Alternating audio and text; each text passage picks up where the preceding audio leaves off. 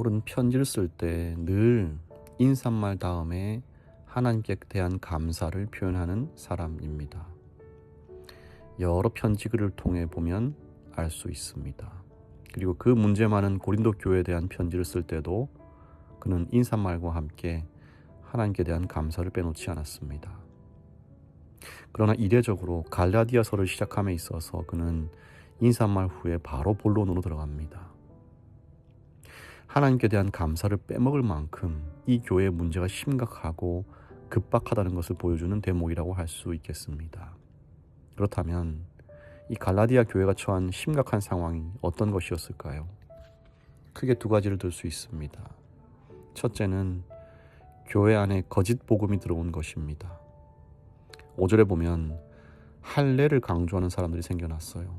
그래서 회심한 이방인들도 할례를 모두 받아야만 구원을 받을 수 있다고 가르치는 것입니다. 아주 골치 아프죠. 마치 진보와 보수의 싸움처럼 팽팽한 갈등이 생길 수밖에 없는 주제입니다.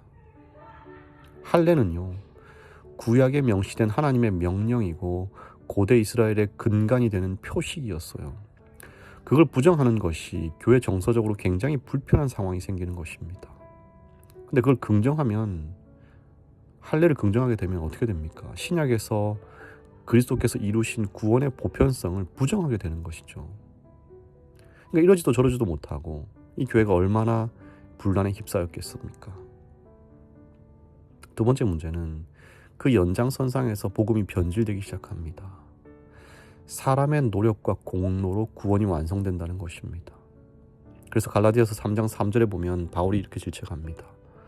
성령으로 시작하였다가 이제는 육체로 마치겠느냐, 이렇게 얘기해요.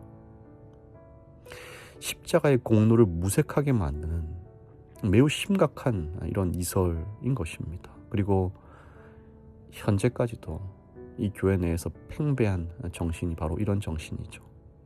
사람의 노력과 공로로 구원을 얻는다.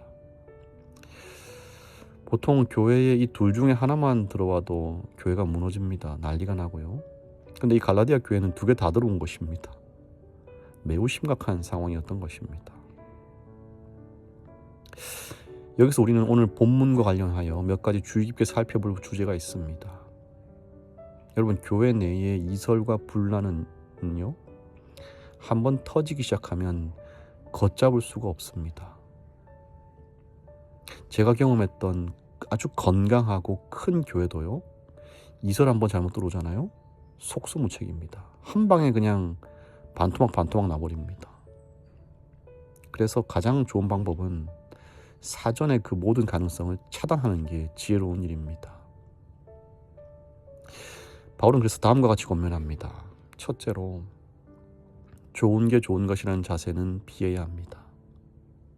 단순히 갈등을 피하기 위해서, 그리고 험악한 분위기를 피하기 위해서 그냥 어물쩍 넘어가는 것은 위험한 일이에요. 7절입니다.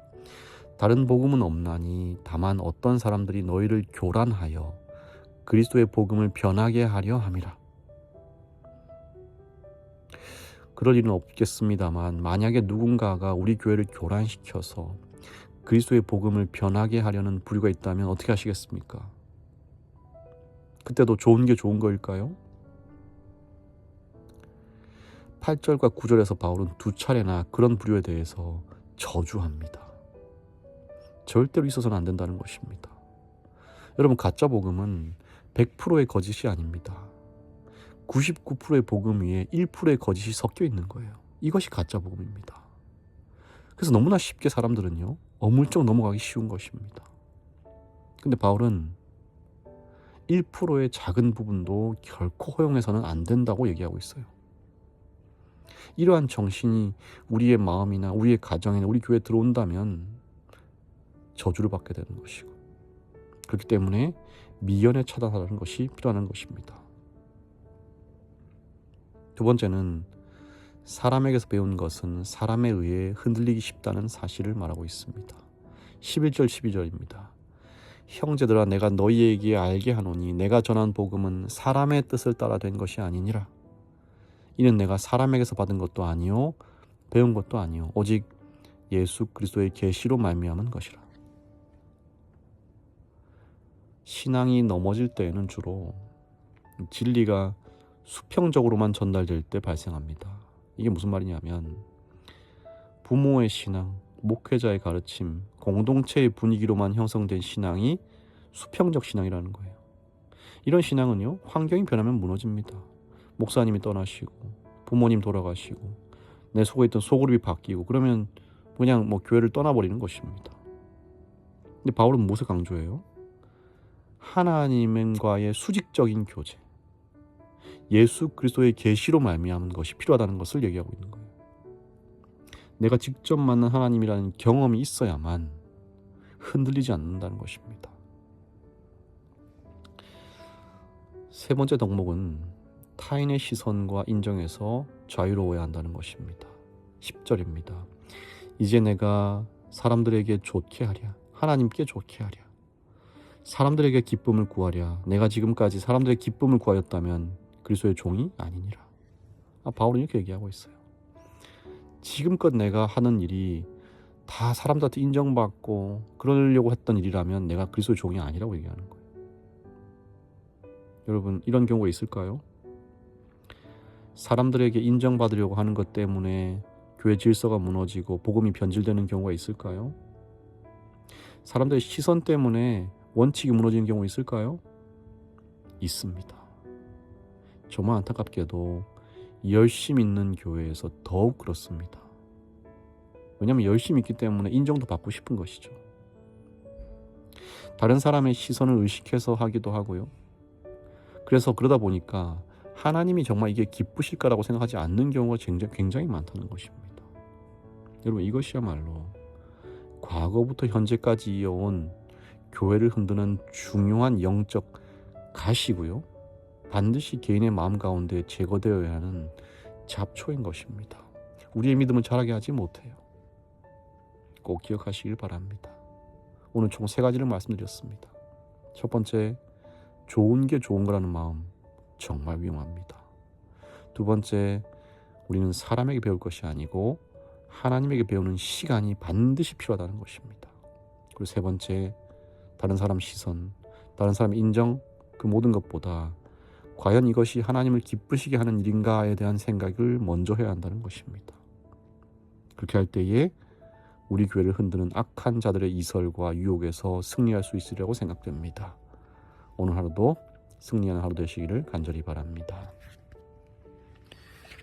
하나님 아버지, 참으로 유혹이 많고 악한 이 세상 속에서 순결하고 구별된 그리스도인으로 살아가는 것이 얼마나 어렵고 힘든 일인지 다시금 깨닫습니다.